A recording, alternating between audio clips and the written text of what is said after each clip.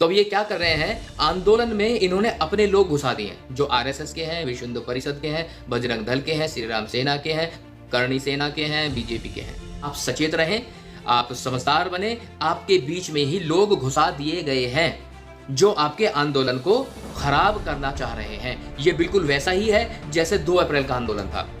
2 अप्रैल को एक आदमी ने आके गोली चलाई, अंततः वो आदमी आरएसएस और बीजेपी के संगठनों से जुड़ा हुआ निकला, लेकिन उसके ऊपर कोई कार्रवाई नहीं हुई, क्योंकि अंततः वो ये चाहते हैं किसी भी सूरत में ये आंदोलन समाप्त होना चाहिए। बिल वापस करने के लिए तैयार नहीं है सरकार। सरकार आंदोलन समाप्त करना चाहती है।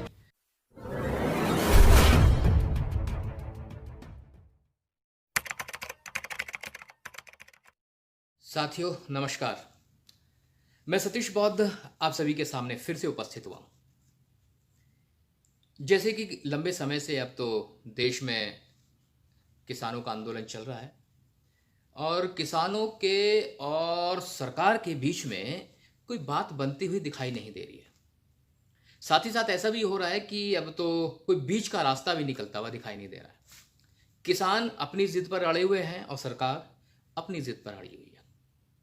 जहां तक सवाल है किसानों का, किसानों के जो मांगे हैं, मैं उसके खिलाफ नहीं हूं। सरकार को बड़ा हृदय दिखा करके कोई काम करना चाहिए था, कोई कदम उठाना चाहिए था।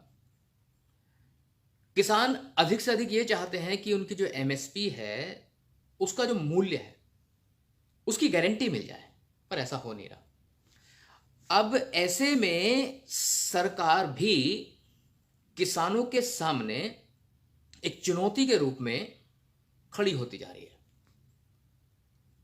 मैं सरकार के साथ साथ एक शब्द और इस्तेमाल करना चाहूंगा कि आरएसएस और बीजेपी जैसे जो संगठन हैं, अब ये अपने ढंग से एक नई तरह की राजनीति कर रहे हैं। किसानों का आंदोलन जो है, किसानों के आंदोलन को अब खत्म करने के लिए साम दाम दंड भेद येन केन प्रकीर्ण हर तरह से उस आंदोलन को समाप्त करना है। यह अंतिम लक्ष्य हो गया है बीजेपी का और आरएसएस का। आप एक बात नोट कीजिएगा कि अब न्यूज चैनल पर ऐसे किसान आएंगे, ऐसे किसानों को बुलाया जाएगा, बताया जाएगा, बैठाया जाएगा, उनसे सवाल पूछे जाएंगे जो सरकार के द्वारा बनाए गए इन तीनों बिल के पक्ष में बात कर रहे हैं। और यकीन नहीं आ रहा तो आप जो है पिछले 3-4 दिनों में जो गतिविधि चेंज हुई है, जो न्यूज़ चैनल पर जो किसान आके अपनी बात कह रहे हैं, आप पाओगे कि धीरे धीरे वो किसान ऐसे हैं जो किसान सरकार के पक्ष में बात करते हुए दिखाई देंगे। और वो किसान है या नहीं है, वो आया कहां से है, वो व्यक्ति कौन है, उसके बारे में ना तो आप जानते ना मैं जानता हूं। लेकिन ये एक सरकार के पक्ष में माहौल बनाने का एक बड़ा ही बेहतरीन ढंग है। एक लोगों को भ्रम में डालने की एक राजनीति की शुरुआत बीजेपी सरकार ने कर दी है। केवल इतना ही नहीं, बीजेपी ने विशेष रूप से आदेश दिए अपने सभी कैबिनेट मंत्रियों को कि जब भी आपको न्यूज चैनल पर जाकर के किसान बिल के संबंध में बात करनी तो आप जरूर जाएं। ऐसा कभी ना हो कि आपके पास वक्त ना हो और वहां जाएं और अपनी बात रखें।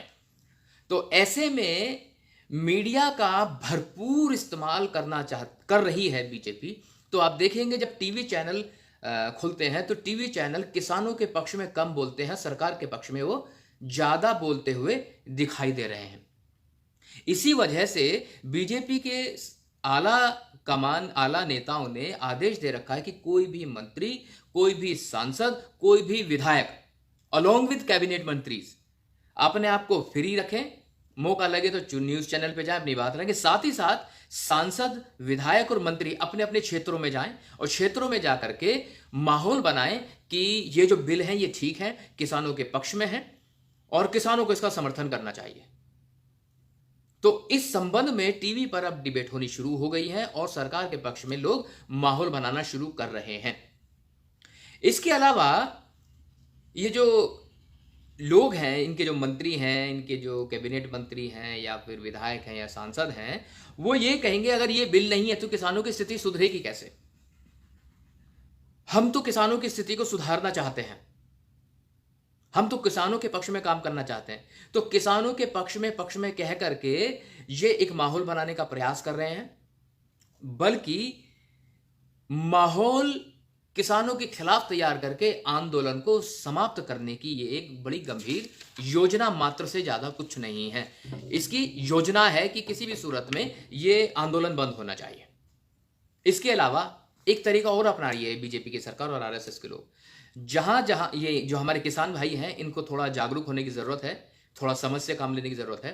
जहां जहां हमारे किसान भाई आए हुए हैं, डेरा लगाए हुए हैं, तो आप नोट करना, उनकी जो वो ट्रॉली खड़ी है, ट्रैक्टर खड़ी है, तो उन पे बैनर पोस्टर लगे हुए हैं।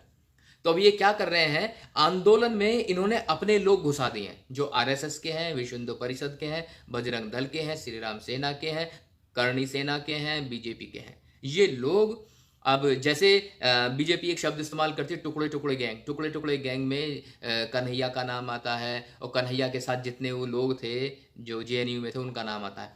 तो ये इतने चालाक लोग हैं, उनका पोस्टर बैनर खुद बनवाया और उन्हीं की ट्रॉली पे जाके लगा दिया, और ट्रॉली पे लगाने के बाद अपने ही पत्रकारों से कहा कि जाओ उसकी वीडियो शूट करो, और फिर उसे टीवी पे चलाया।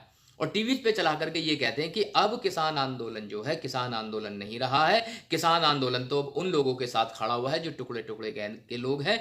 और इस तरह से करके किसान आंदोलन को पूरे देश में बदनाम करने की साजिश ये वर्तमान सरकार रच रही है।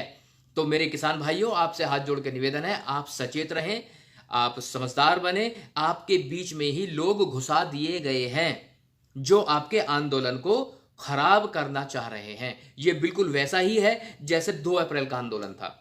2 अप्रैल को एक आदमी ने आके गोली चलाई, अंततः वो आदमी आरएसएस और बीजेपी के संगठनों से जुड़ा हुआ निकला, लेकिन उसके ऊपर कोई कार्रवाई नहीं हुई, और बदनाम किया गया था 2 अप्रैल का आंदोलन जो शोषित पीड़ित दबे कुचले परिवार के लोगों ने किया था। उस आंदोलन को बदनाम करने की कोशिश की, वो यही लोग थे। अब इस किसान आंदोलन को बदनाम करने के लिए ये इस तरह की साजिशें रच रहे हैं। आप नोट करिएगा, टीवी पर कुछ तरह की बातें करते हैं ये लोग। टीवी पर आते हैं तो ये कहते हैं कि जो किसान है वो किसान केवल हरियाणा और पंजाब का किसान है, चंद किसान है जिनका ये आंदोलन है, बाकी किसान क्यों नहीं आ रहा है। राजस्थान से किसान नहीं आ रहा, मध्य प्रदेश से नहीं आ रहा, पश्चिम उत्तर प्रदेश से किसान नहीं आ रहा। हालांकि राकेश टिकैत के साथ पश्चिम उत्तर प्रदेश के बहुत किसान हैं, लेकिन मुजफ्फरनगर का किसान नहीं आ रहा। तो ये बताना चाह रहे हैं कि ये जो आंदोलन है राष्ट्रव्यापी आंदोलन नहीं है, ये चंद लोगों का आंदोलन है, और कुछ बड़े काश्तकार हैं जो इसके पीछे काम कर रहे हैं। तो ऐसा प्रचार, भ्रम फैलाने का काम कर रही है ये बीजेपी सरकार के लोग। चंद किसान इसे बता रहे हैं, लेकिन इसके पीछे की सच्चाई क्या है? राजस्थान के लोगों को दिल्ली में घुसने नहीं दिया गया। मध्य प्रदेश के लोगों, मध्य प्रदेश में जा करके दुनिया भर के मंत्री, कैबिनेट मंत्री जा करके गांव-गांव समझाना शुरू कर रहे हैं, और वहां के लोगों को नहीं आने दिया जा रहा है। बैरिकेडिंग की जा रही है, पुलिस की व्यवस्था की गई है, यहां तक कि सैन्य बल का इस्तेमाल करने के लिए भी वर्तमान सरकार पूरी तरह से तैयार है, क्योंकि अंततः वो ये चाहते हैं किसी भी सूरत में ये आंदोलन समाप्त होना चाहिए। तो आंदोलन को बिल वापस करने के लिए तैयार नहीं है सरकार। सरकार आंदोलन समाप्त करना चाहती है।